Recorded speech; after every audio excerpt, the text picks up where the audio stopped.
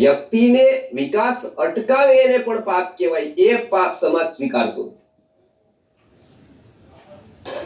કોઈ વ્યક્તિને ગીતામાં રસ લાગે દીકરાને અને એને ભણવાનું મન થાય અને આખો પરિવાર એને રોકે, આમે પાપ છે.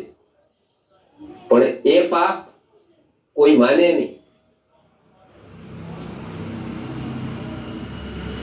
વ્યક્તિના વિકાસ માટે એને બાળકને સારી જગ્યાએ વાળવો જોઈએ. એ જિંદગીભર વાળે નહીં, વાળવાનો પ્રયત્ન પણ ન કરે, એ કોઈ પાપ ગણે.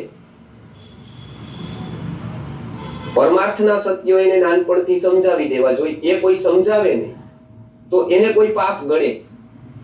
એ તો એમ કે અમે દીકરાને બધું આપી દીધું એટલે એ એવું માને કે મારું કર્તવ્ય માત્ર દીકરાને પૈસા આપવા એટલું જ પરમાત્માએ આપ્યું છે કે વધારે ને વધારે કમાઈ લઉં અને એને 5 પેઢી એની આગળ સુખી થાય એવું એને ખાલી પૈસા એને વિચાર ન આપે એ પણ એક પાપ છે.